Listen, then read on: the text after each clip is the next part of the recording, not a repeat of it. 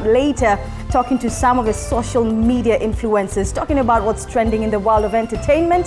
So keep it locked. And of course, we have the newspaper review, a little bit look into the world of news, what's happening locally, internationally, regionally. And right now, I want us to begin by looking at the dailies. And with me in studio is Billion Ojiwa, who is a community activist. Billion, how are you doing?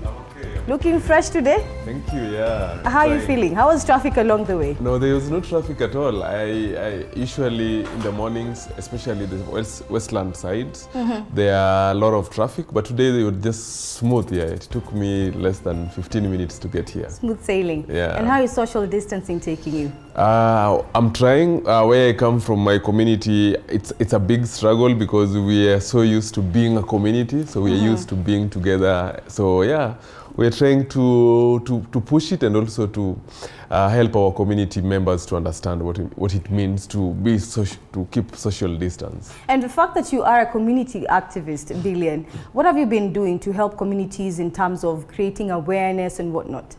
I think we've been doing a lot of awareness. We've been supporting the community. You know, in my community, police drive around caning people if you don't have masks. So we started producing masks at our center. So we give freely. So we make 200 masks every day by our women community tailors. We give food every Saturday. So tomorrow will be Nuruma, and we give through vouchers. So we're also supporting the local community, local economy. And the needy people, yeah. So as a community activist, we've been trying our best to adhere to what the government has asked us to do, and support our community, because that's all we have. And by the way, before we go to the papers, what are you doing to tell Kenyans to stop doing what they're doing in terms of observing the containment measures? I mean, right now you're seeing guys, they're still, high-fiving in the streets. Traders are not observing the social distancing. What are you telling them? You know, it's funny because we are Kenyans. We forget very fast. We move on very fast. Unfortunately, we don't have a room to move on very fast with this one. So we have to keep reminding ourselves, we have to keep reminding our neighbors that we still have this thing with us. So we can't get back to normal, yeah. So I hope we get used to the new normal. But Kenyans, we move on very fast. So that is the problem we have. All right, let's look at the dailies, Billion. We're looking at the front page of the Daily Nation, talking about MPs united in anger. Basically, this story talking about the politicians and proper response to floods, emergencies, what people are feeling out there. Of course, many have been left homeless, especially due to the floods. This particular story, let's just look at what it's talking about. It's in page 10.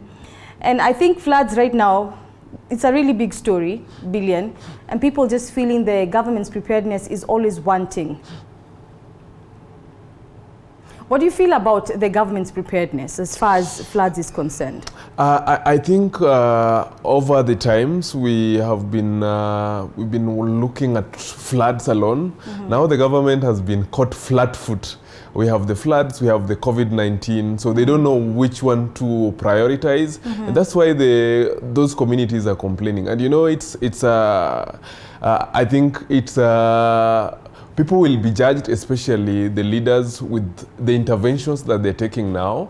That's why the politicians are now, or the leaders are throwing tantrums left and right to the president, because they know at the end of the day, comes 2022, they'll be judged by these small things or the small interventions they're taking. That's why they're not taking anything lightly, and they're even provoking the president. And it's good for our country, because over the time we have just been following, and we have just been sitting comfortable. We have not been. If you are in a ruling party and something is happening, you defend the president. Even if things are going wrong, you will defend the authorities. But right now, people are coming out because we will be judged dearly with the measures that we are taking and how we are supporting our communities and our electorates. All right. And looking at page 3 of the Daily Nation, of course, Billion, as you can see, the economy has not been secluded in terms of impact, because COVID-19 has a huge impact on the economy. Job losses, salary cuts, revenue collection has dwindled.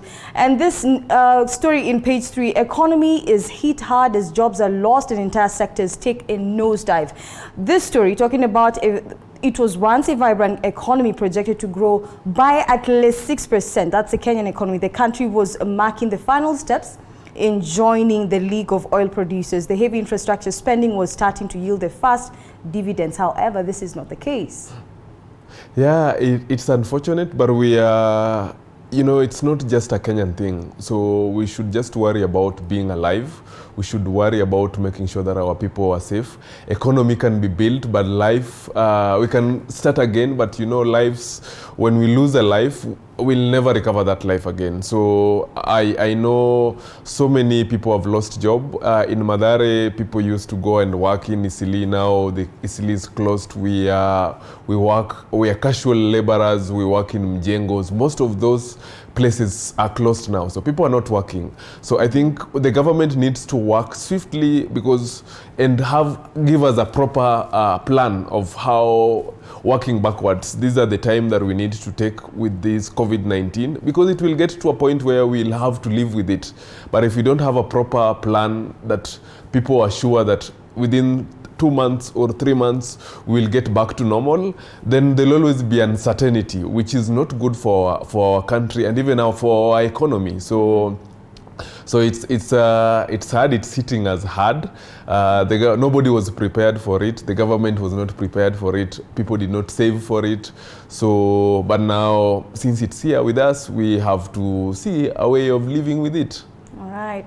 And this story further talks about companies that had started the year with ambitious targets and now reporting some of the worst sales in a decade. We're talking about the diaspora remittances. We're talking about the tourism industry, very affected there by COVID-19. But let's just look at page 4. And the story here in page 4, Billion, that says no end in sight as Kenya battles the virus. And of course here this story talking about Health Cabinet Secretary Mutahi Kagwe stood on the steps of Harambee House to announce Kenya's first coronavirus case. This is not too long ago. And from then on, the country has begun what has been a 56-day battle with an invisible, deadly virus. I mentioned this. I think personally, I think there's lack of leadership in tackling coronavirus. We've just been singing the same thing every day. 10 cases, 5 live lost, new. Like that has been the chorus of the day. I think the government ought to have had a proper plan, a proper a proper intervention, a proper working backwards. Within 3 months, this is what we want to do. This is what collectively we can do. This is what we can do at individual levels, and roping in the private sector. We did not do that. We just left it open, everybody to do whatever they want to do, and that's why it will take us even longer. We've seen Italy have opened up, and their prime minister told them that we have to now start living with this. We have to know that this is the new normal. As we did not work backwards, we did not know how long do we want to take with this. At first, Kenyans were really serious about the COVID-19. People could stay at home, but right now, we fear our landlords more than we fear corona, and it's because the government did not take serious measures when we first reported the first cases. Now we're having cases in Mathare, we are having cases in Ruaka. Like, you cannot trace all the people that have been in contact with those individuals. And if we had closed down for a few weeks and have a proper plan, maybe we'd be having fewer cases now. Maybe we would be back to normal now, but we did not have a working plan template that everybody can drop in. They were talking about food. There are people who have been giving food to the affected families in informal settlements. If they had a proper plan and requested that the private sector to join in to make sure that within 20 days we we support the communities, we give food, these are the channels. We would have been out of this, but unfortunately, this will be our new norm. We will keep locking counties and even estates. And of course, right now the government, what the government is doing is trying to think of a plan to make sure that the spread of the coronavirus does not continue. And of course, you've had the World Health Organization talking about mass testing being very, very vital. And this story is, of course, highlighting some of that. Not forgetting, also this story talks about 15 of the 17 people who tested positive had no known history of travel outside the country, meaning most of the people here also have it. They didn't even have to travel out of the country, Billion. Yeah, that's why I was saying, you know, we ought to have really monitored the few individuals that, because at first it was just for the people who had traveled from outside the country. And we, if there was a proper plan, we would have just monitored the few. But right now we are struggling with the numbers. Our facilities, if the number keeps growing, our facilities will not be able to contain that. And we're having the local spread, which is more dangerous.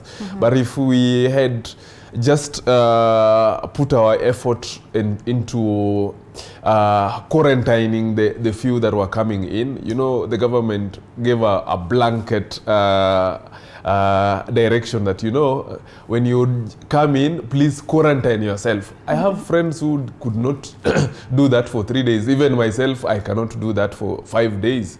So that is where we went wrong. We did not have a proper working plan. So now we are trying to look for the solutions that fits, yet we ought to have dealt with this thing from the initial stages. Yes. Well, let's look at the People Daily. A story here on the front page. Pain of locking down Eastleigh. Well, thousands of people across the country are left without a source of livelihood, thrust into ruin. You know, Eastleigh is always buzzing with activity, with business and whatnot. So basically the question here is, what happens to them? I think it's a hard hit because if you look at the money circulation in Eastleigh and even at the city center, it's almost similar. There are so many activities that happens.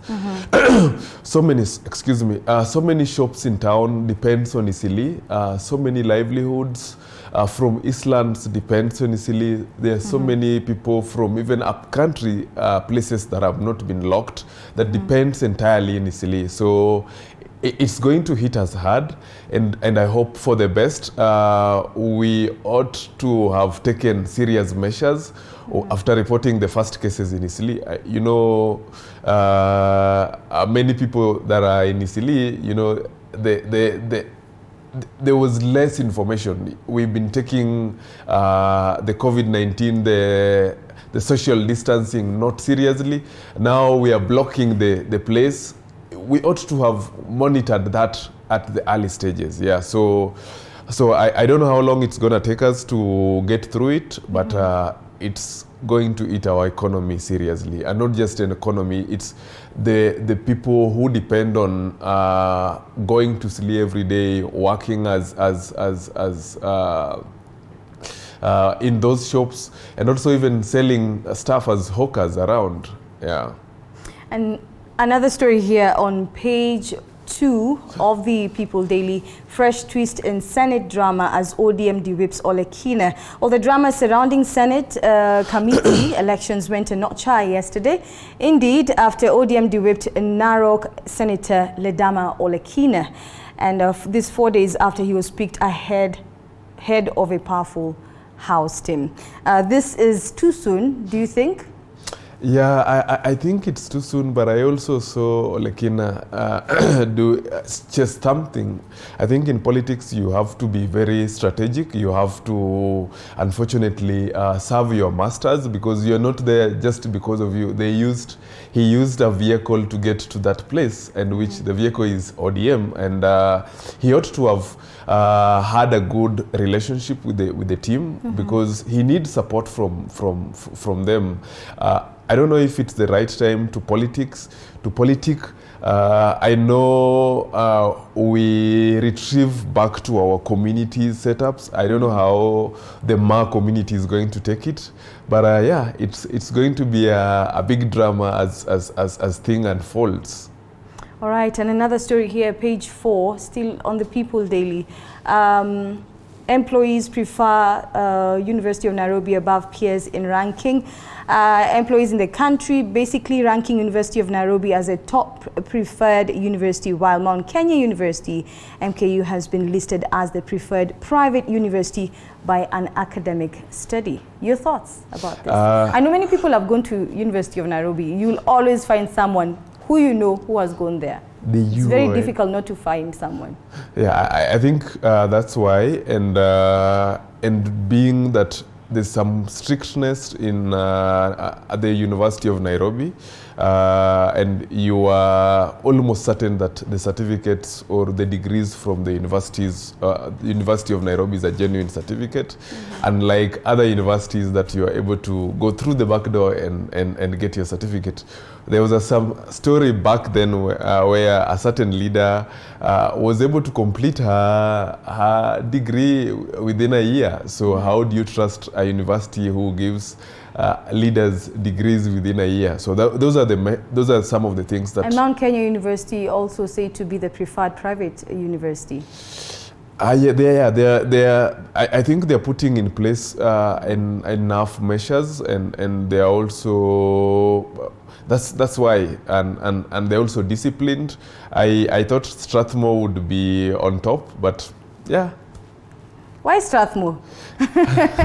No. Did you go to Strathmore? I started going to Strathmore, and yeah, but okay. It's because if you look at the infrastructure, if you look at some of the courses they're offering, if you look at the discipline that is in Strathmore, it makes me just to be unfair and rank it on top of other private universities. All right, yeah. Let's just look briefly at a story in page 5, still on the People Daily. Alarm over movement ban defiance. The government yesterday raising concern, Billion, over the movement of people from Nairobi's Eastleigh and Mombasa Old Town, which were sealed off. The defiance from Kenyans, really, I mean, how long do we have to talk about it, Billion? No, it's because, you know, we all wish we could be safe. Nobody wants to be into this thing. I think what is happening is, like, you're not giving us a plan B. You're locking us in a house without food, without rent. So those are the things that are pushing Kenyans. Kenyans are aggressive people, but you know, the government is just doing what we call the massage. They're just massaging the whole problem.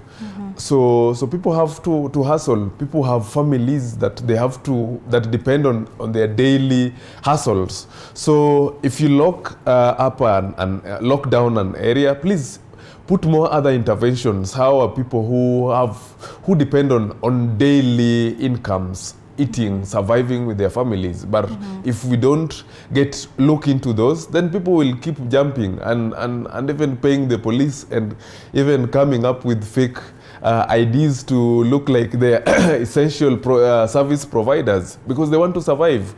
If all of us would love to be at home and sit comfortable, but the situations cannot allow us to do that. Yeah. And just moving over to the Standard newspaper, on the front page, Raila men's shock attack on Jubilee. Basically, this story talking about the 2 handshake years. The opposition treated Jubilee with what they call kid gloves, tiptoeing around its initiatives and bills and, well, facilitating a smooth ride. Further to this story, Billion, ODM leaders, a section, seem to be very infuriated at Jubilee in terms of raising questions about the handshake. Yeah, I think because, you know, the expectations, I think we expected a lot from this government after the handshake. The opposition, the members of ODM expected more support from the government after the handshake. But we've been seeing that not happening. We've been seeing the government failing to deliver, excuse me, on its promises. So, and I love this because, you know, it's like the government have been comfortable. The handshake came with the comfort zone, that they can get away with anything. They have the numbers, they have the opposition, they have the civil society. So this one will keep the government on toes. There's been no one who is keeping the government on toes.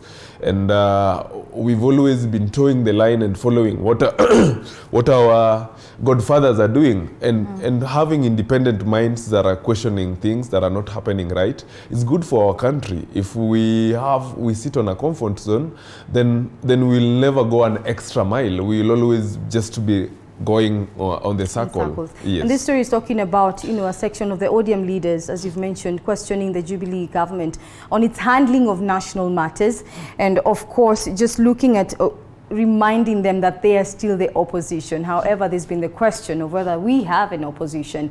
But well, it's good to see that they're back and they're being a little bit vocal from the opposition angle. Well, Billion, I want us to take a short break so we can look at more of news stories making headlines locally, regionally, and internationally. So right now, a Morning Cafe will take a short break. But remember, later on in this show, in the lifestyle segment, something very special for you. Miriam Mendy will be with us, just looking at what's trending on social media. Quite a little bit of topics that you really want to hear about, and she has a few guests in studio who will be delving into what's trending on social media, stories about your superstars, the ones that you like to follow. So you better keep it locked all the way till the end. Right now, the Morning Cafe does take a short break, but don't go too far. We'll be back shortly.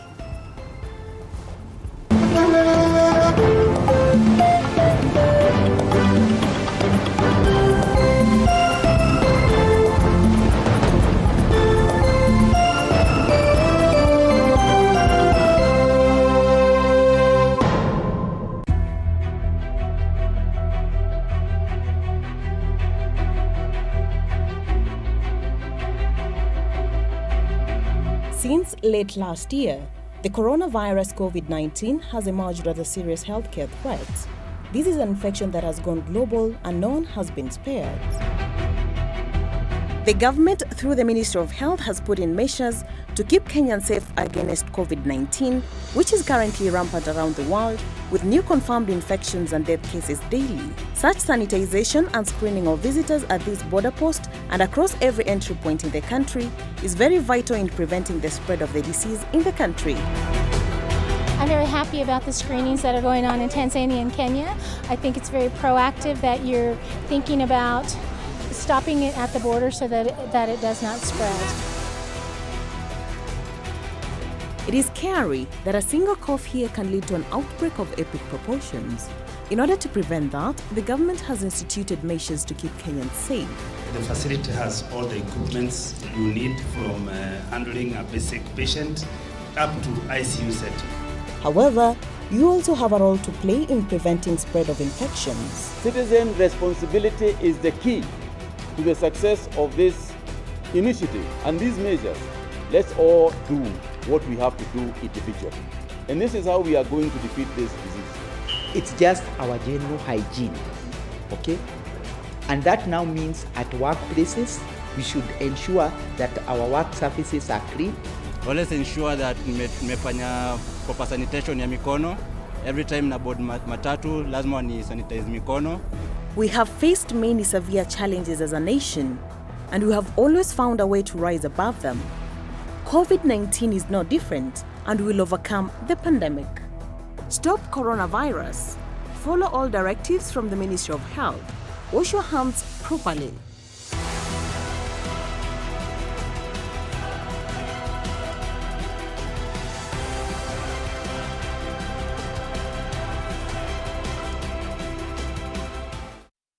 Mount Kenya University takes pride in being an academic giant with some of the best infrastructure, imparting knowledge to the best brains in the country and the region. Our members of faculty are keen to deliver market-driven programs in science and humanities with a keen focus on linkages with relevant organizations. We admit both self-sponsored and government-sponsored students under the Kenya Universities and Colleges Central Placement Service. Join us today, Mount Kenya University, unlocking infinite possibilities.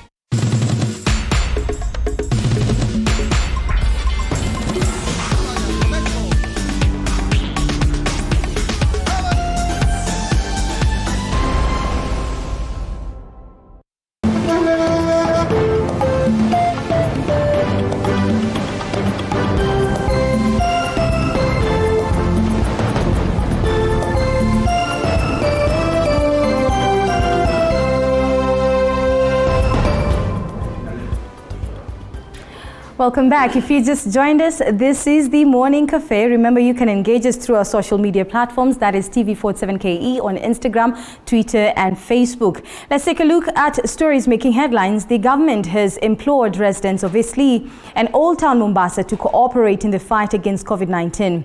Even as tough containment measures are imposed on the two estates. Health CAS Dr. Rashid Aman says although Kenya has recorded relatively low new COVID-19 cases in the last 24 hours, it will take everyone's effort to completely exorcise the virus from the community. Joash Onsare tells us more. Kenya has reported 15 recoveries from COVID-19 in a single day, which is a sign of hope in the fight against the highly contagious and deadly virus. In the last 24 hours, we have been able to record 15 new discharges. This is the largest number of discharges in a single day that we have registered. This now brings to 144 the total number of recoveries. During a daily updates on COVID-19, Health CAS Rashid Aman on Thursday reported 12 more confirmed positive cases, bringing the total of cases nationally to 396. Among the 12 cases, one is from Wajir County, the first COVID-19 case from that county. 12 people have tested positive for coronavirus. 7 of these are from Mombasa, 3 from Nairobi, 1 from Wajir, and 1 from Kitui. This brings to 396 the total number of positive cases in the country. And after days of grappling with the virus among long-distance truck drivers, all East African countries will now be testing the drivers at their point of origin. As members of the East African community, we have agreed on a protocol that will ease clearance at the border of all Kenyan truck drivers having to be tested from their point of origin, which is mostly in Mombasa. So far, after the Ministry of Health has conducted over 20,000 COVID-19 tests and 17 people have succumbed to the virus in Kenya. Joash Onsare, TV47, Nairobi.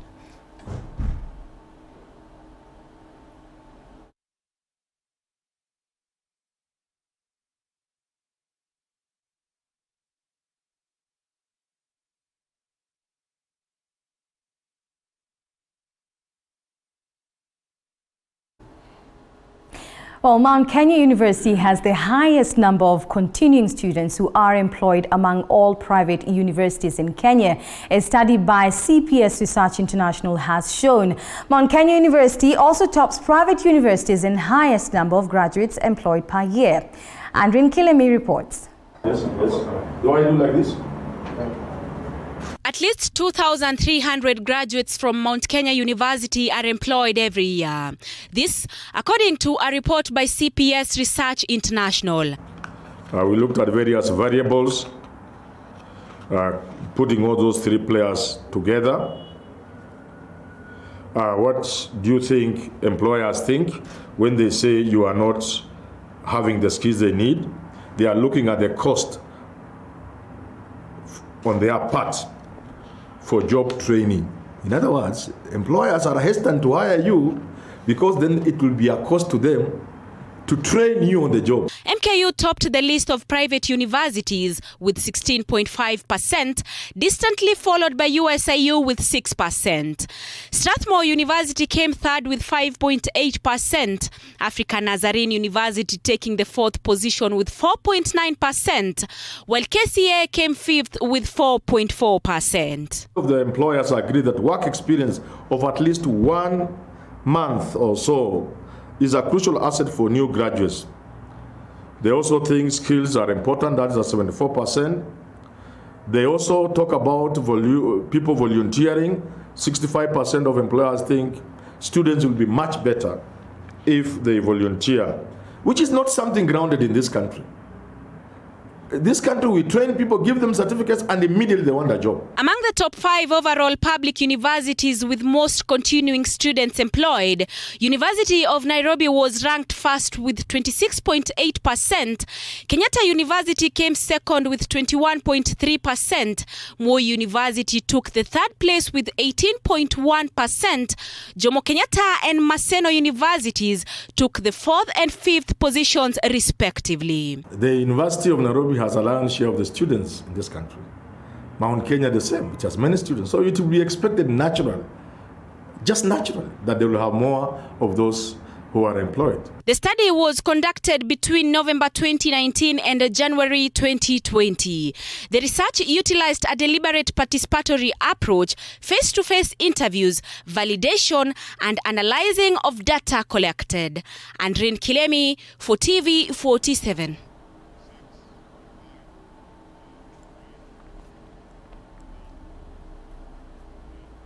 Away from matters education, ODM party will not go back on its decision to de-whip Narok Senate Ledama Olekina from the Senate County Public Accounts and Investment Committee, in which he was elected the chair 4 days ago. Olekina has since dismissed his ouster from the committee as a big joke, even as ODM chair John Badi insists the fiery Narok senator is going back on an agreement reached by the party in 2018. It is a political drama that climaxed in 4 days.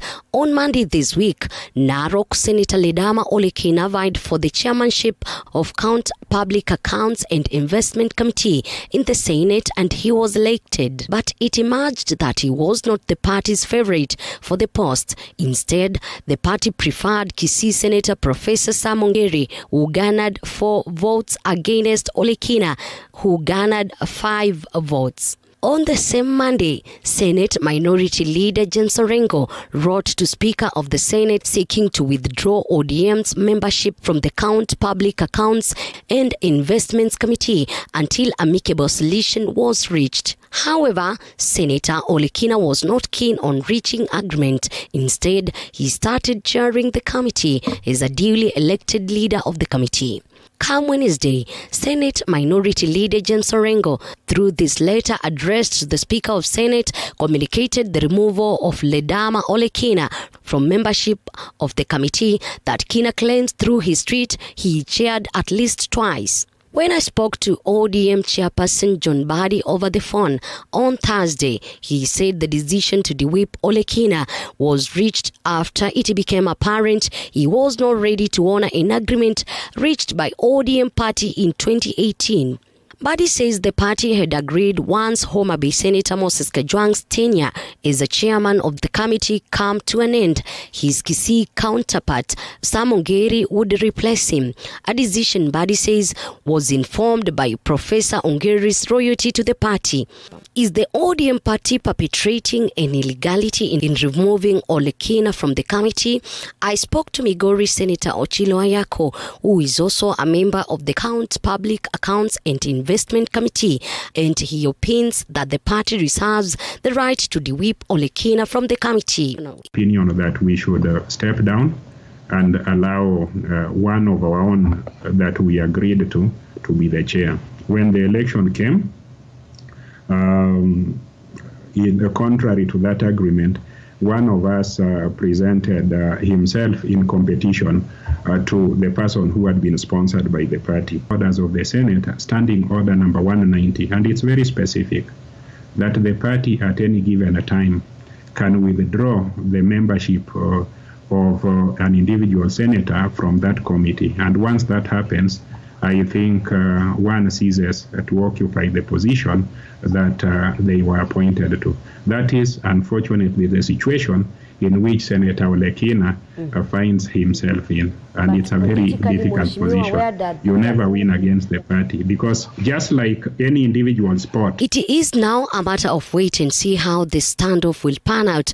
Already the Senate Majority Leader Kipchumba Murkomen has written to the Senate Speaker in support of Olekina, a move pundits say is likely to win the embattled Narok Senator to join Tanga grouping, a move that Senator Ochilo Ayako says will counterproductive for Olekina. Elections being what they are, your opponents will find that you are isolated and you are also likely to lose. So this is not anything I would encourage my brother Olekina to think about.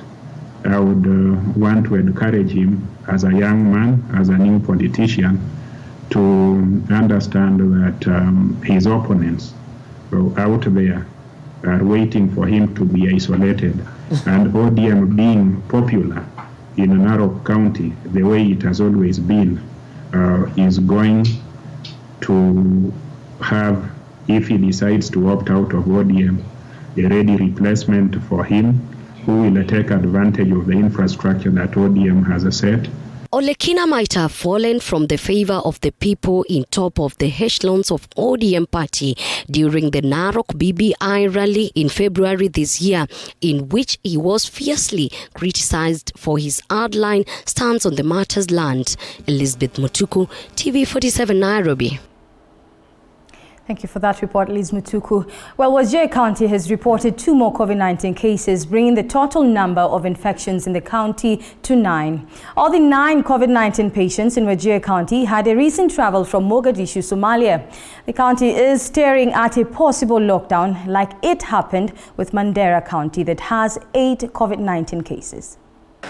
Well, Eugene, in the past 24 hours, Wajir County managed to test 18 more samples and 2 samples came out positive. Just to give you a highlight, these 2 cases or samples that came out positive were from pastoral traders who crossed over to Mogadishu for livestock trade, later intercepted at the border of Kenya with Somalia, and later placed under quarantine in one of the quarantine centers. Remember that this has been a growing problem and a growing menace for the people of Wajir as pastoralists cross over to the other side of Mogadishu and come back infected with the novel coronavirus. Remember that Mandera County registered 8 positive cases, and as a measure, the national government managed to put Mandera County under lockdown. Since then, the number has stayed or remained at 8, and this could happen to Wajir County because Wajir County is just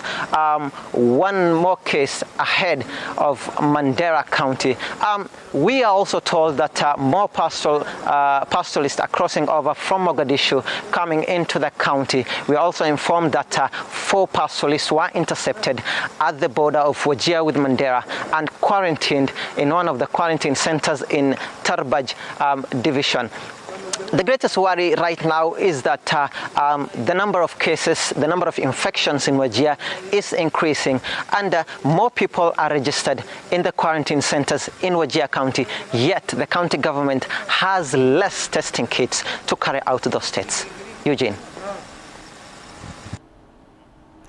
The Education Cabinet Secretary George Magoha has said it is too early to say when schools could be reopened since the pandemic has not shown signs of reaching its peak. Magoha says reopening of schools will depend on how the COVID-19 pandemic is managed, and the ministry is also open to children staying home for 1 year if need be. The ministry will continue to engage with the National Task Force on COVID-19 and other relevant government agencies from time to time on policy directions and interventions for the prevention of COVID-19 to ensure that policy on hygiene and social distancing by schools are observed and adhered to when we reopen. But I want to say, Chair, nothing will replace the interpersonal relationship between the child and the teacher. And that's why when we resume learning, then we shall ensure that that particular relationship is picked from where we left. and that every child will be able to get an equal opportunity.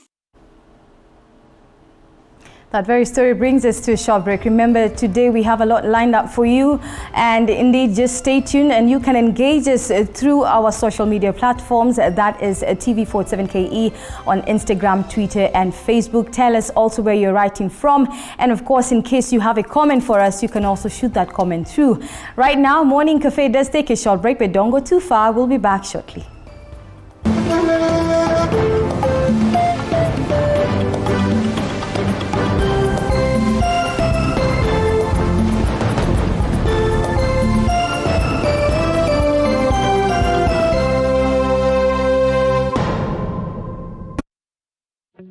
Certified, verified.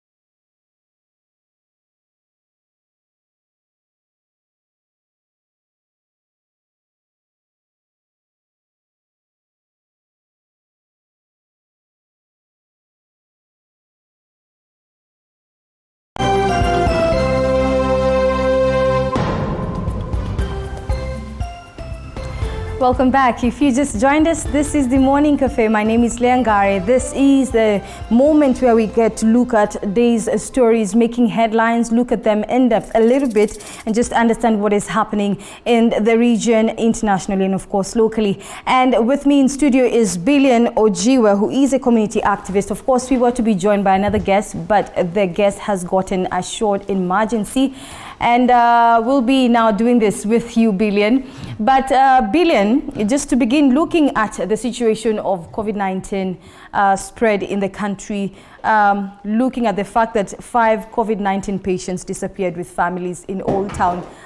What does this tell you about Kenyans? Is it that they fear? Is it defiance? What is going on? Thank you again for having me. I think what is happening in Kenya is people have been following the stories of what is happening to the people who are in hospitals, who have been in quarantine centers, except the Brenda's case. And we've been seeing how the government has been mishandling people at the quarantine centers. And that is why people fear getting that. And even the CS have been planting more fear into the people. I think that's why. And if you look at the situation, they've been saying it's a manageable disease, and that's why people don't fear much. People feel they can take Panadols, they can take painkillers, and be okay. And I think this is reckless. As citizens, we need to trust our government, but the government have to give us something, have to plant that on us too. Yeah. So it's unfortunate that we are having such cases, and it's not just about them, it's about the people they'll be interacting with that will continue having the spread of the virus. But the government has to assure its citizens that they're going to take care of their people. They have to assure us that they have a budget, which we know they have, and that this is helping Kenyans. If not, then people, leave alone those who ran away. I'm sure there are people at home who feel the same, but just because of that fear, they're not able to come out and go to their hospitals. And be public about it. Yeah. Well, you know something, even as we look at what you're saying, that some people have perceptions that COVID-19 is not so bad, it's something we can manage. You are a community activist, Billion. What has been, your interaction with the community? What have you witnessed? What sentiments are you getting from them? I think it used to be, at first, I used to take care of myself too, because it's very important.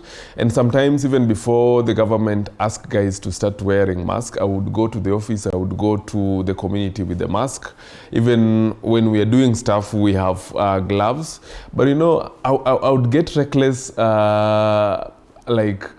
statements from the people. They're saying, us in Mathare, we have been surviving with so many viruses that we don't fear coronavirus. And that narrative kept on and went deep into our thoughts.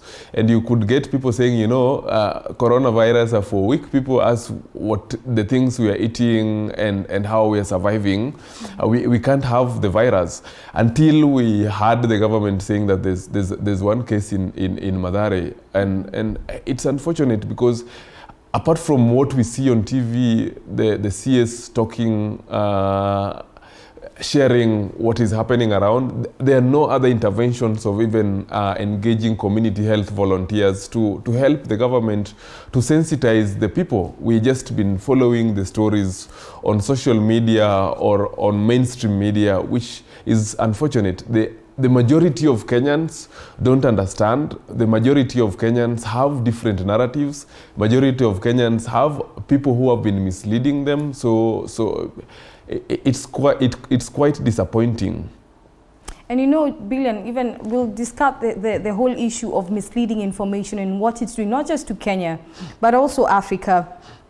But I want us just to understand, looking at the comments that came from Joho not too long ago, some people feel that, him criticizing, not criticizing, but now he's being criticized by Old Town residents who feel that, his comments were a bit forceful, telling people that they will have to undergo testing.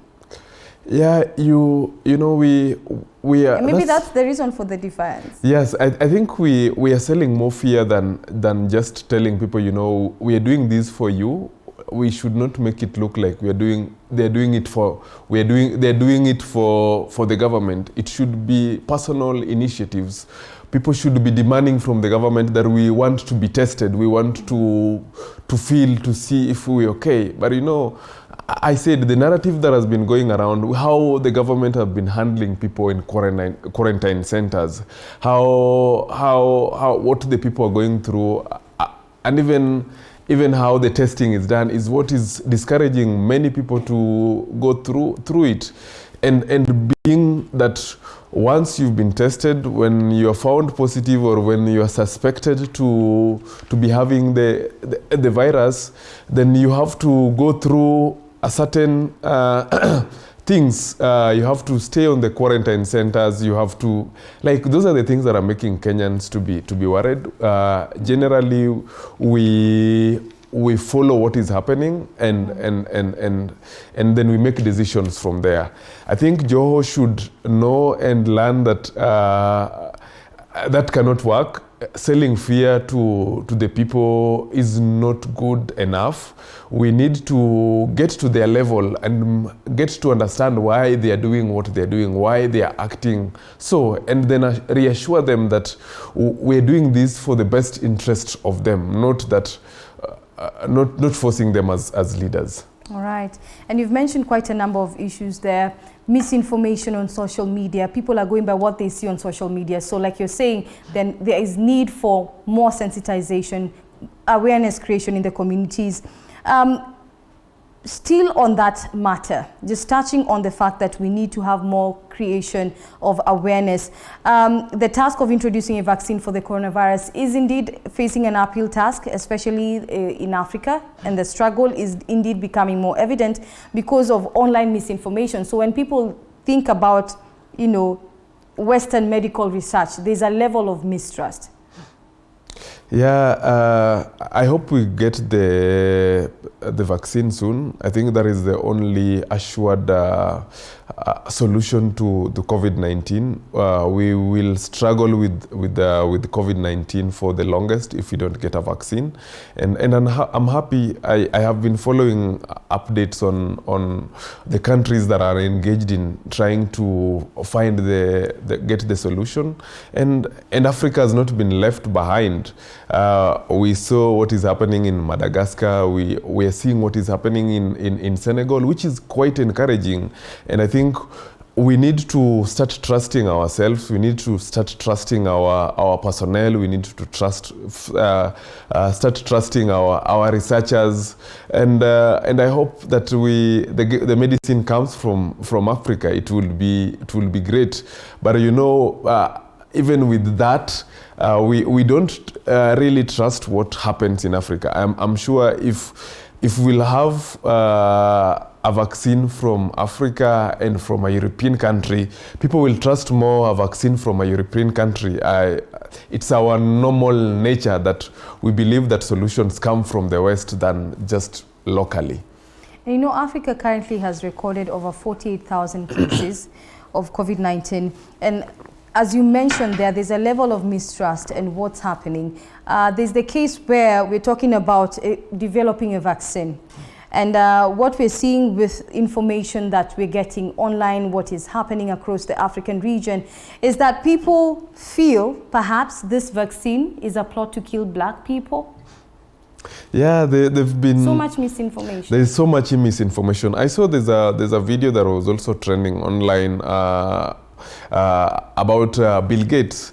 Then there was also a tweet from South Africa about Bill Gates, and you know, and the world has opened up. We used not to have this space where you can analyze what is happening in other countries or sentiments made by other people from across the globe. And yes, I think there's so much misinformation that is going around, which is not good for us. Lucky enough is that COVID-19 is not just an African thing, it's a global problem. We are not so much affected as Africans.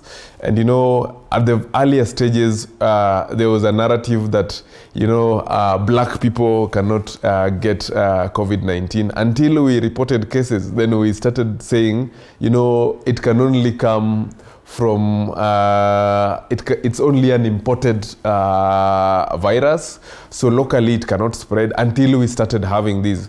So the governments were not ready, the personnel were not ready. We've not been having the right information. I think the right information is important for the local people, because these narratives are what people are believing, and people are being reckless, knowing that, you know, if you get COVID-19, you can take Panadol or paracetamol and you'll just be okay, or only the sick people or the old people die from COVID-19. So those are the narratives that have made people to just be reckless, just to ignore some of the government directives and go to work and continue with life normally.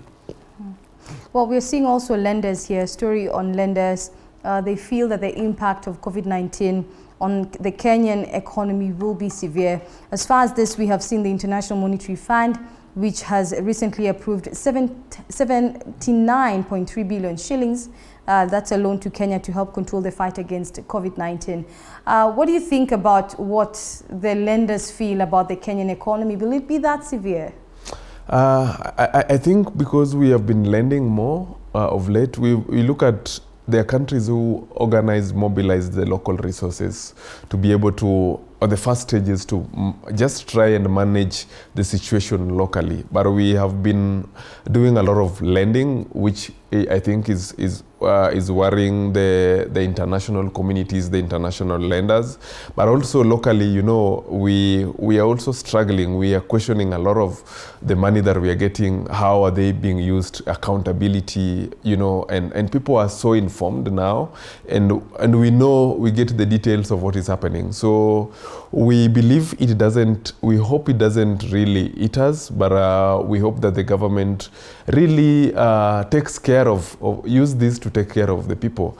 I was reading an article last night of how most of these money that we get from how do I call it? I think the relief funds, most of them end up in personal accounts abroad. So there's also a mistrust. There's also how the government is handling these monies, yeah? And that is why the other countries are worried, because, you know, if you get the first money, they should be seeing at least a change. But we've just been having more cases, the cases growing, and nothing is seriously happening. So that's why they are worried about our We know that another 5.3 billion from World Bank to finance production of sanitizers and protective gear for medical personnel was also given. Like you're talking about the issue of accountability, how then do you think we as Kenyans can find out whether the money is being spent wisely?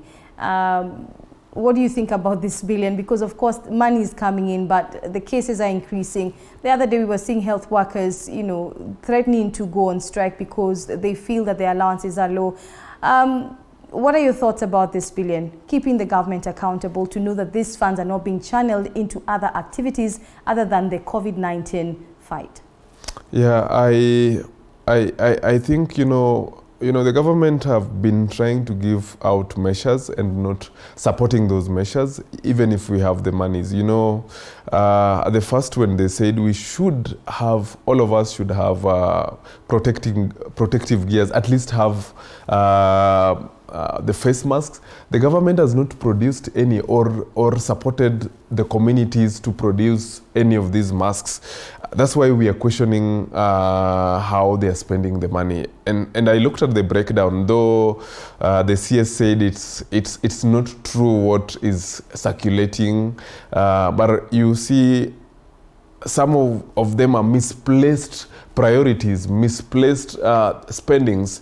They are serious things that we should be taking care of. We've seen how people are struggling at the quarantine centers.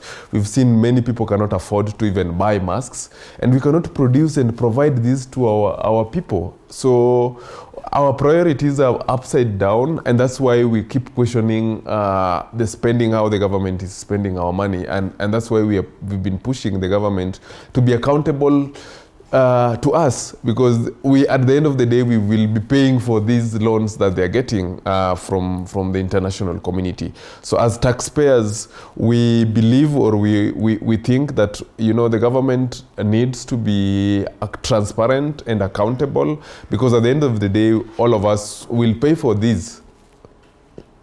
Well, as a community activist, Billion, of which you are, what would be the ideal picture of what you would expect to see as far as spending of some of these monies to assist communities in the fight against COVID-19?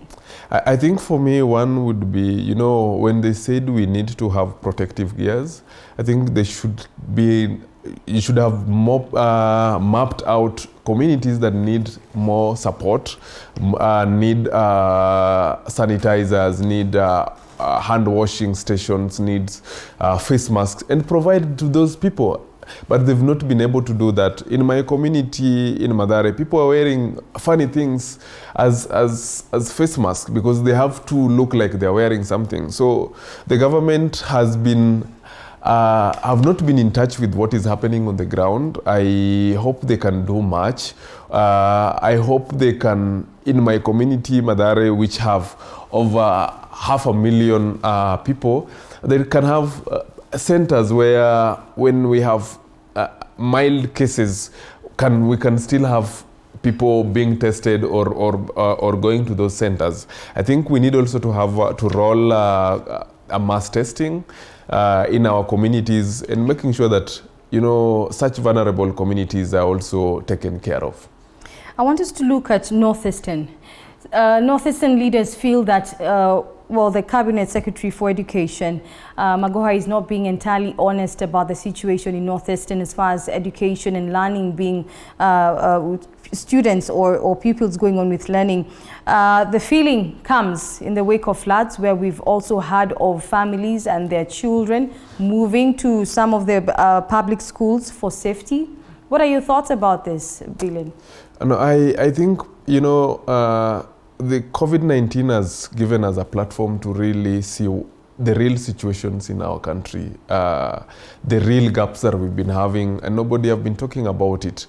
And I happened to have been to a family's house a couple of weeks, and children are learning, children are having Zoom calls. And when I look at my community, Mathare, we are not able to do that, leave alone Northeastern, even in Mathare, Kibera, and these kids will sit for the same exams as the children from privileged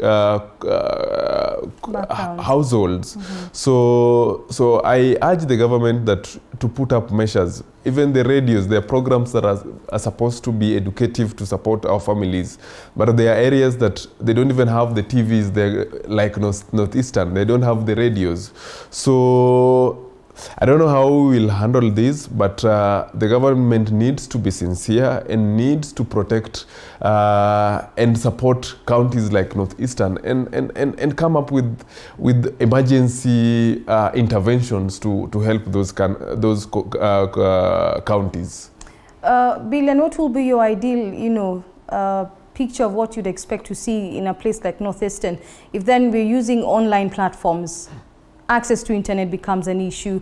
We're talking about floods being there right now, issues of electricity, of course. Then what would be, what do you think the government would need to do in terms of cushioning the students and pupils and making sure that they are continuing with learning just like other children across the country? I think what can happen, first of all, is look at the local, everywhere we have to have local, tailor-made local solutions. If you look at Northeastern one, the network, sometimes the network is a problem. So even if we say we're going to have the Zoom calls, it will take longer, it will load longer. So we need to have local solutions. So my thinking is if the government can put in place some serious protective ideas and tap into the local communities. We have now university students who are at home now, they are not going to school.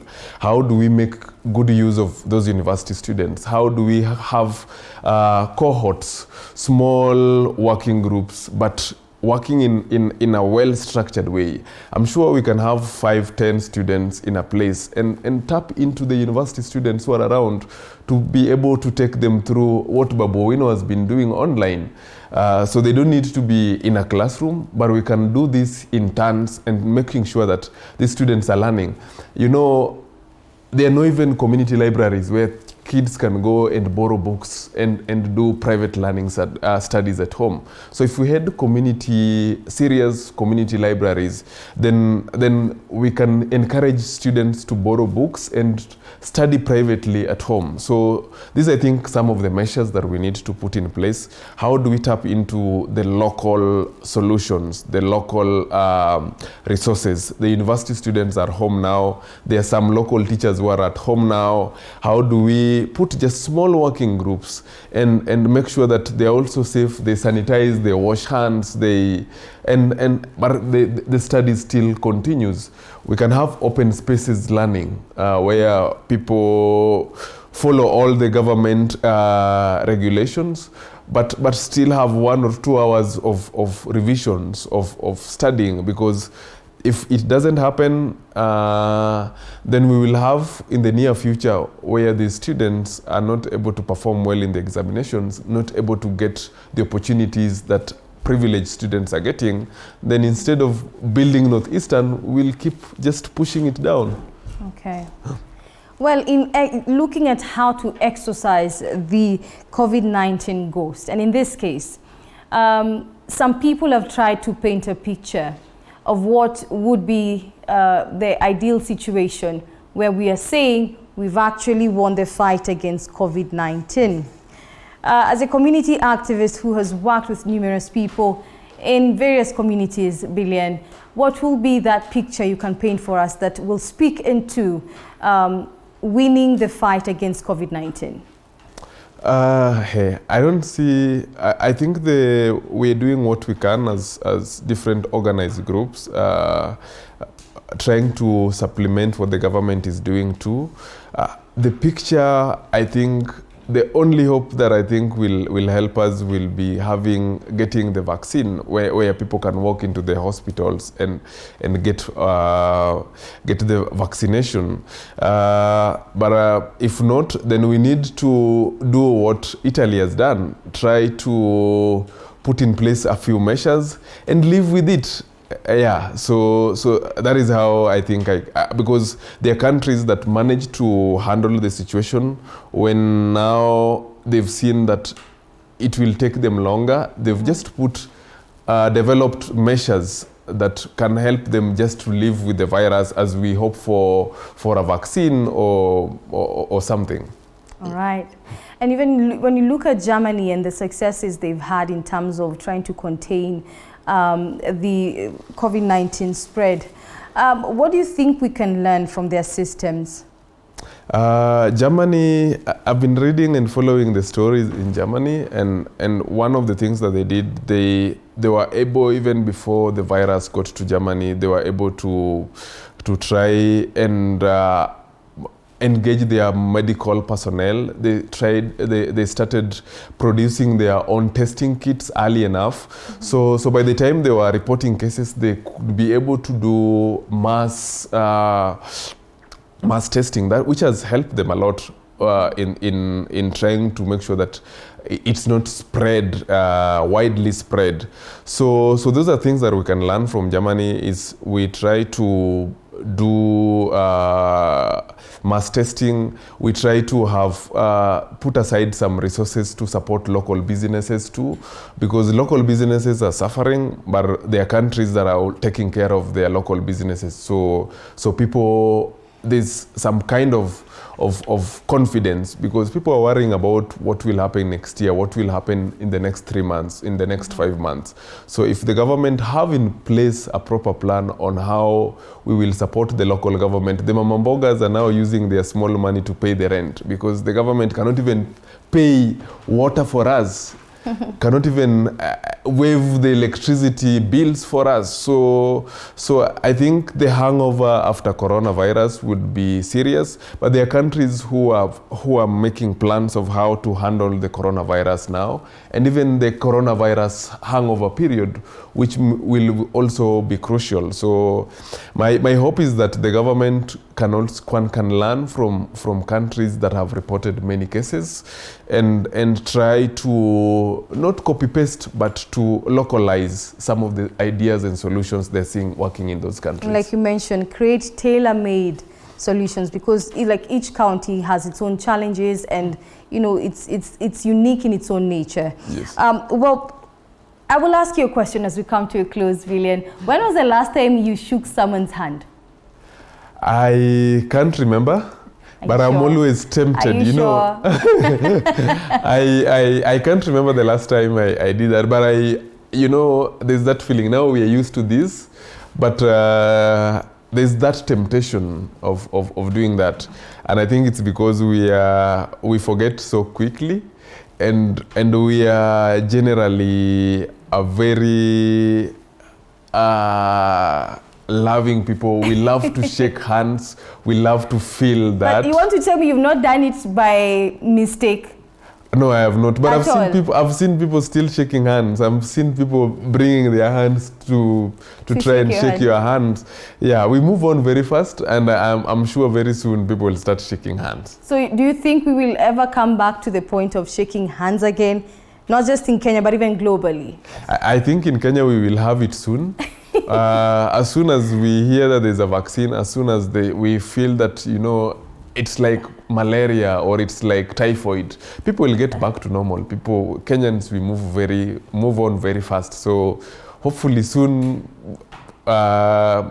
people will start shaking hands, but I believe we will get to that point.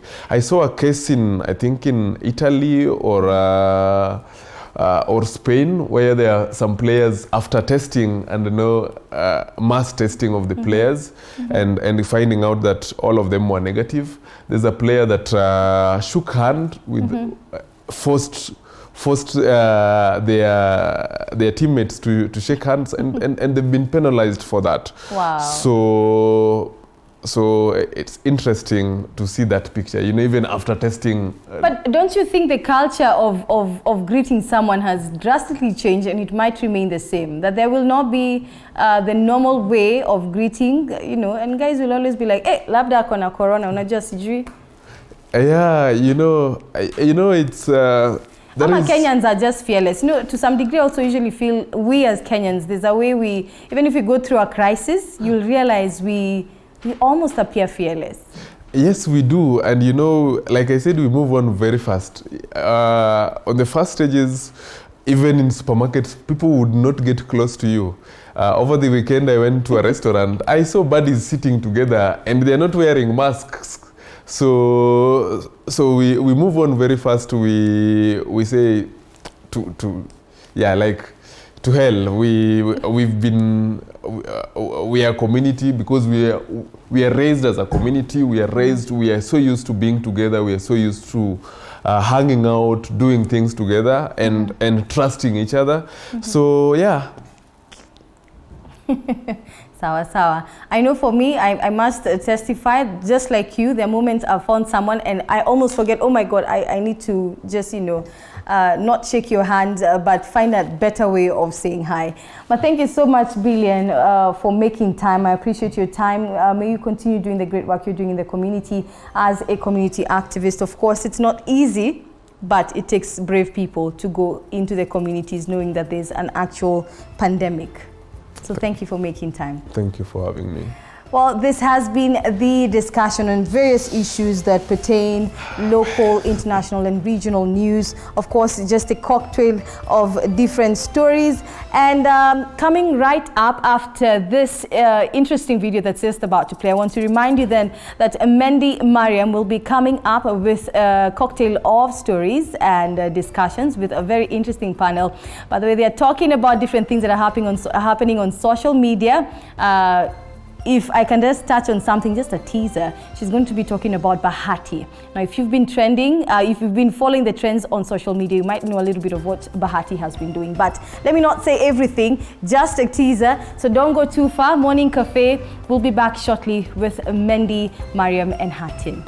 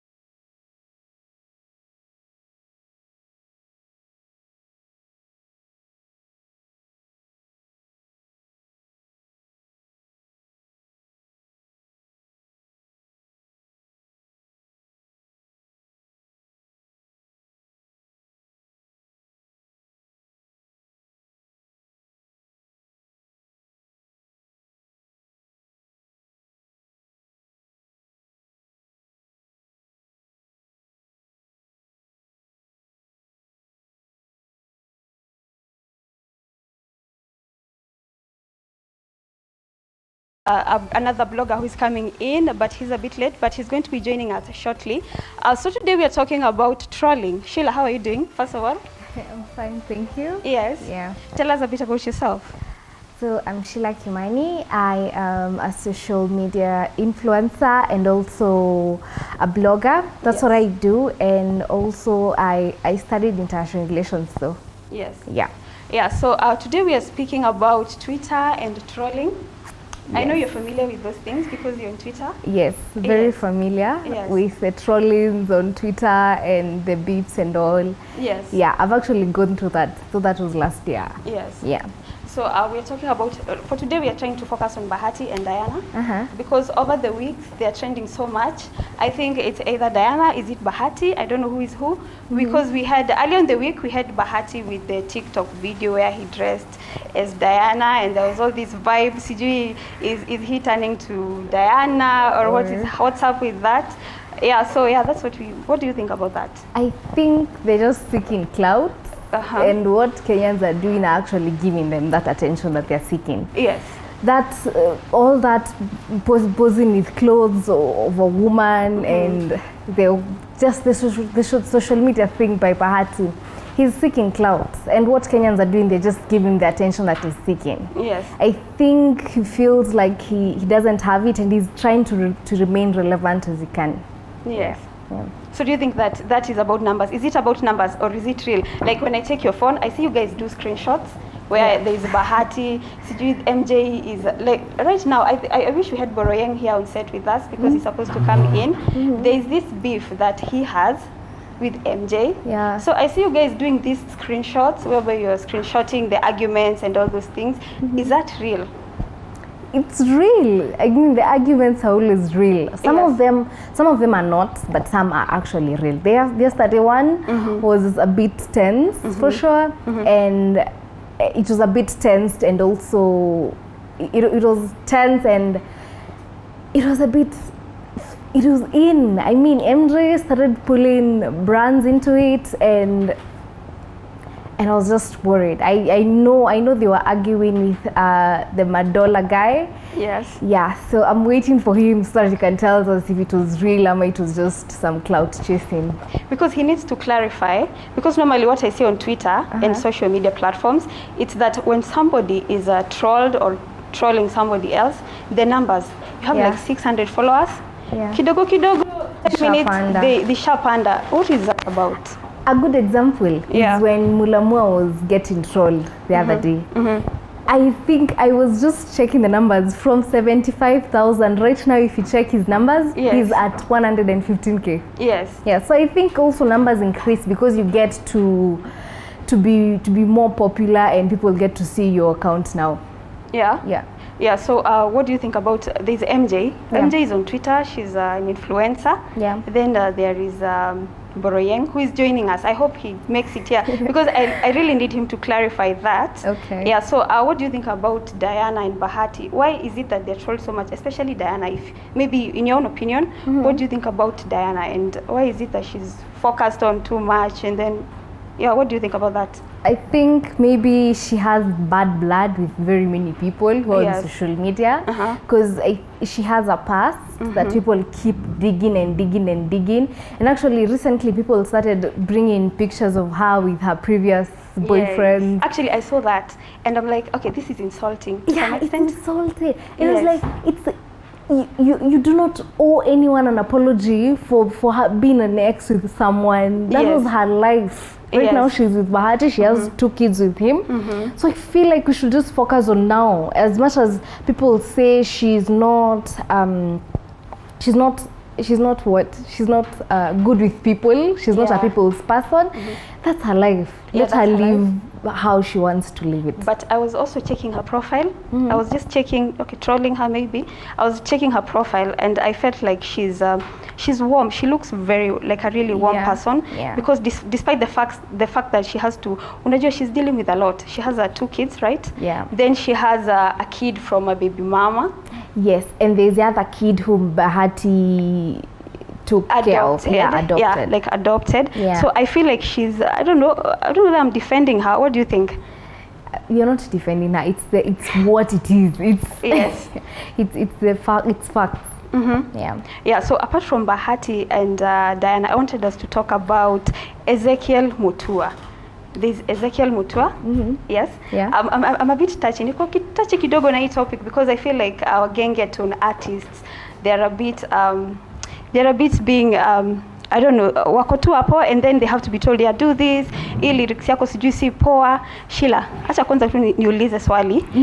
Unatoa wimbo 2 months, right? Then the song is on YouTube. It's streaming on YouTube. It's lyrics, yeah. How come after like 2 months, that's when the lyrics apparently they are what is that about? I think that's not right. I mean, Yes. he is, if from a creative perspective, I think he's slowly killing the creative industry. But if you look at it from his perspective, he's Yes. actually doing his job. He's simply doing his job. But then he's that moral cop. He's doing his job plus applying his moral laws. Yes. So I think that's what he's doing. But what about our artists? I mean, mtu amehaso akishila, like umehaso, umetoa ngoma, like you know the hustle, like right now kuna COVID, yeah. So Ethic Entertainment wametoa lyrics, wameweka, then 2 months down the line they've released a video. Yeah. Hawa ni vijana, these are the youth. Like what do you think should be done, at least probably before utoe sasa hiyo ngoma, ujue okay, I should not put these lyrics in here, I should not do this and this because someone has used their, it's, you know, us as the youth. Unajua mtu amespend, you know, your money and stuff like that and then umetoa ngoma.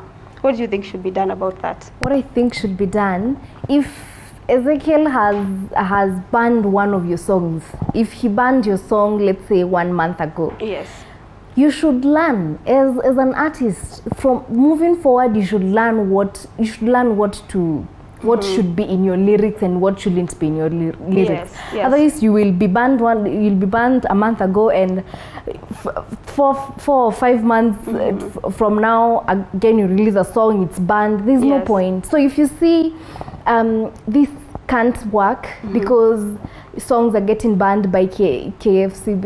Is it KFCB? KFCB, yes. Yes. I think you should just learn. You should just learn to work out as it's required. Lakini bado hiyo point ya kulearn, I feel like according to my opinion, do you feel like there are other artists who have more vulgar music than Ethic probably? Because I feel like, okay, it's just my opinion. Do you feel like there are other artists probably who have more vulgar music, or is it that because vulgar music is gengetone, how can you say that do gengetone like this?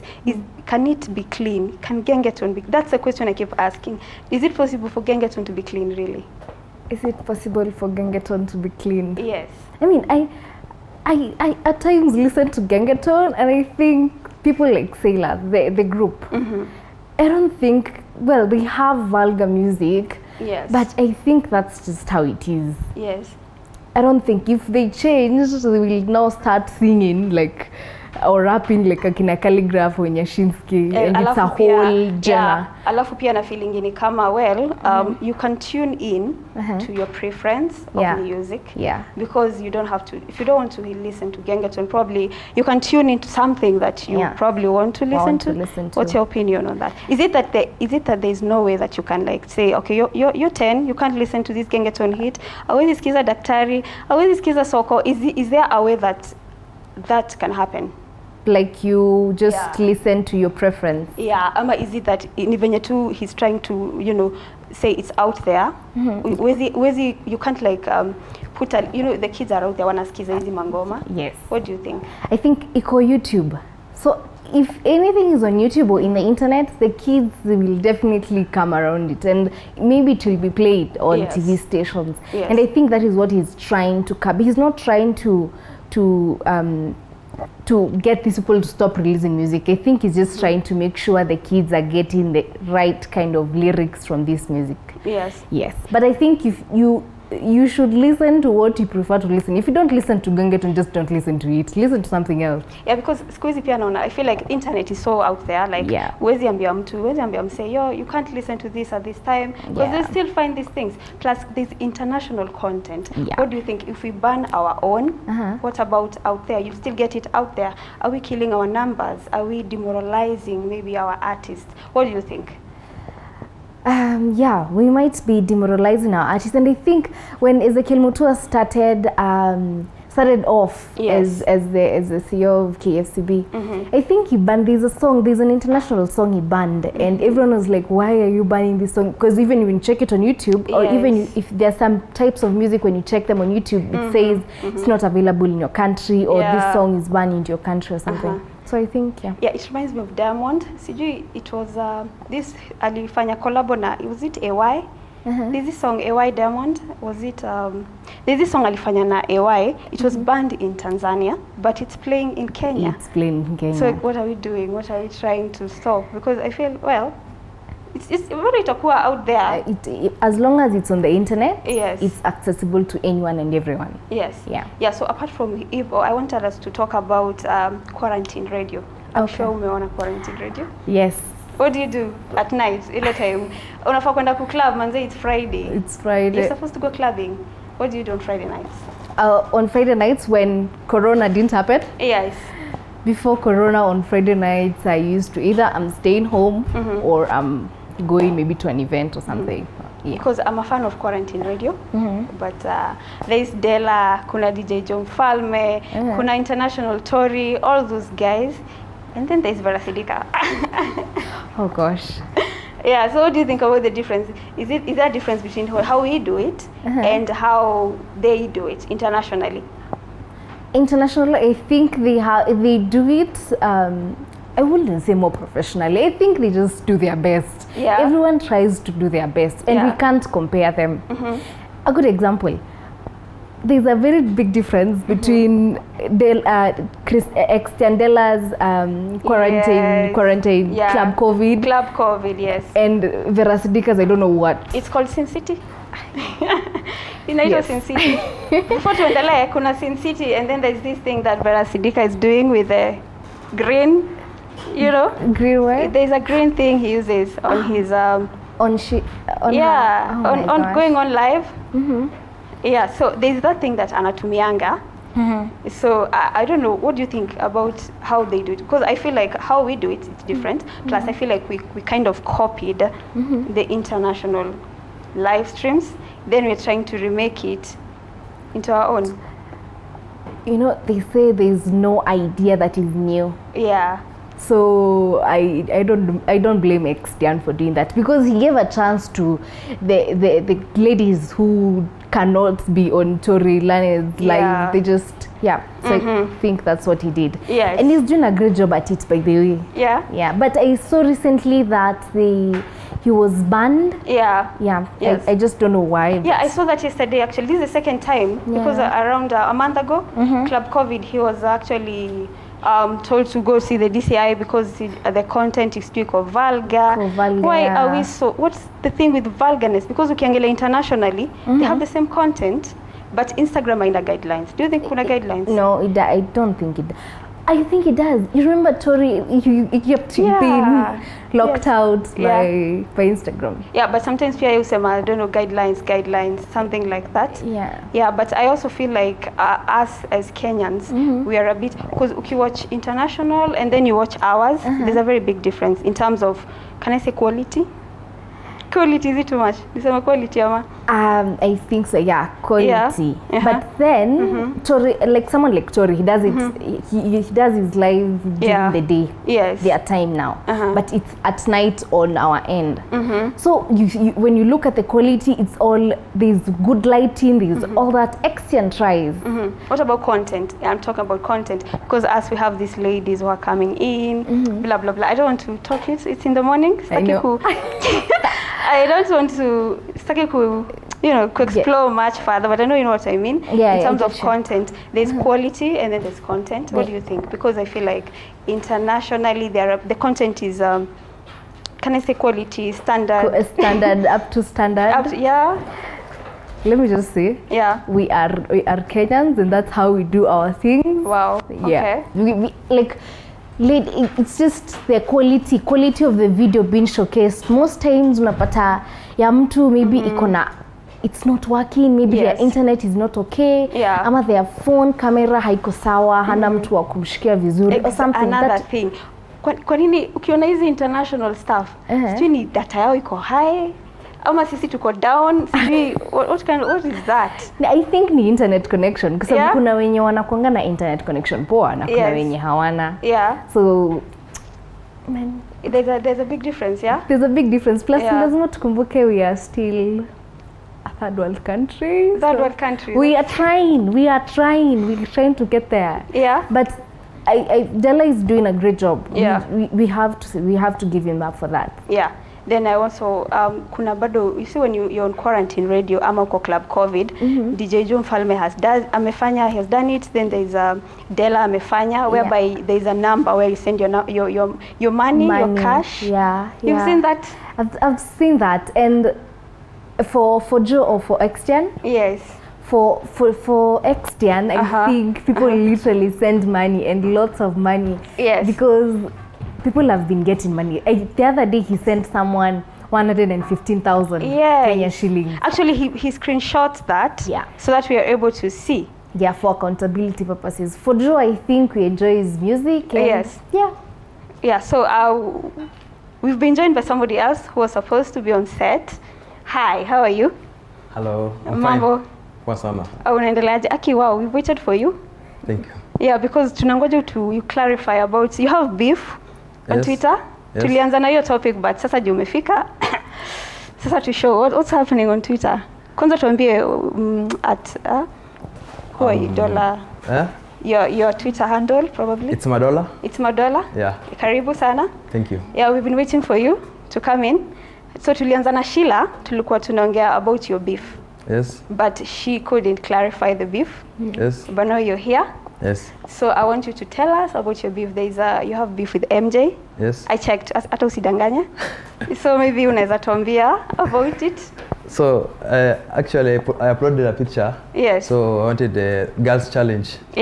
So a thread of about show us what your mama gave you. Okay. So MJ replied there. Yes. He told us that when you eat Indomie, you cannot have this side. You cannot grow. Wow. So nikamuuliza makasiriko ya nini? So that's it. And the beef started. Is that real? Yes. Tunauliza, is that real? And is it numbers? Do you get numbers from beefing on Twitter? Because it's a thing.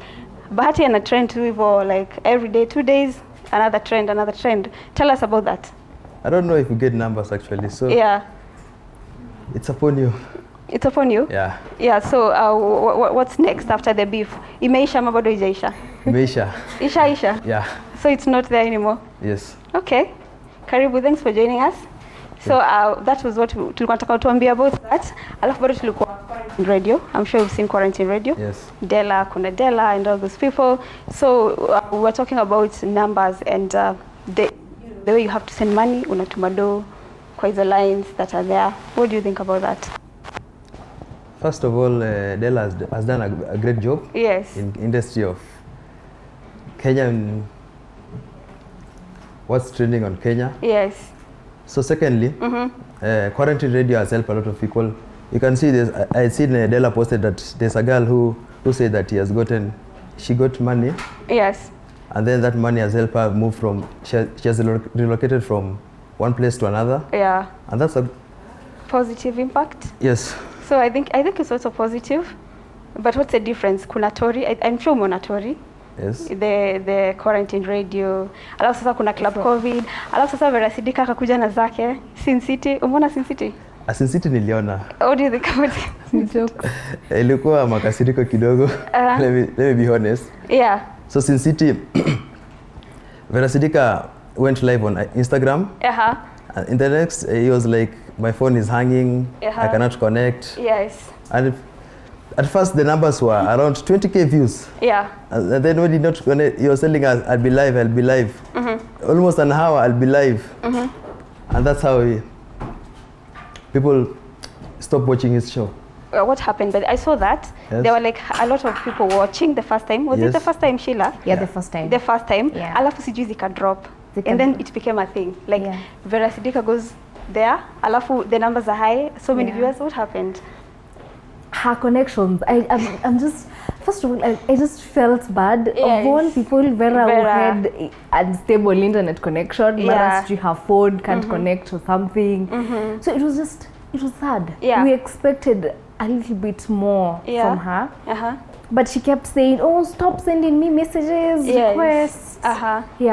Yeah, so on that note, I wish we could carry on. This has been Entertainment in the Morning. Catch us next week. I'm going to get Leah back because thanks, Mandy. I wish we had more time. This has been so awesome. Awesome. Yes. Sheila, good to see you. Good to see you. Madoka, I wish you had come earlier because I know you have so much content, by the way. Yes. And I know Mandy had really hyped you, and I was waiting to hear all this drama, what's going on social media, but I've heard it from Sheila. Yes. Great to have you guys. Mandy, what are you making of what these guys are talking about? Bahati, you know, the drama. Yeah. I feel it's clout chasing. Nasikia tu ni clout, man. Stop clout chasing, because also they have numbers. Acheni uongo, you guys. It's about numbers. It's about numbers. Yeah, it's all about numbers. Kama kitu nakupea numbers well. Mtu kama Madoka kwanza nafaa tuambie because namba zake ziko juu. Ziko juu. You guys thrive on controversy, eh? They do. No. Really? Yes. So how do you grow your numbers? Content. What kind of content? Jokes. Hizo si jokes. Hiyo ni story, man. Mimi hata simwamini. Hata nisianze stories za Mulamwa because we don't have time. So I'll hand it to Leah. But this has been awesome. Indeed. Thank you, Mandy. Well, Morning Cafe, Mandy, by the way, is usually behind the scenes also helping. Today I've taken behind the scenes a bit just to help her. But this has been a very insightful day, the edition of Morning Cafe, the first edition, a Friday edition of Morning Cafe, of course, some bit of entertainment. Mandy, tell guys, what should they expect in the coming weeks? A lot more. We have a lot in store for you. This has been a great week, Leah. What do you think about the week, man? The week has been amazing. You know, basically working through the week, planning through the week, bringing different guests, and today we wrap it up with our amazing guests, Sheila and Madoka. Thank you guys for watching the Morning Cafe. Indeed, it's a beautiful day, and I hope that you do enjoy the rest of what it holds for you. My name is Leah Ngari. And I'm Mandy Mariam, and stay tuned because we have a lot more in store for you, Leah. Thank you guys. Take care and have a lovely day.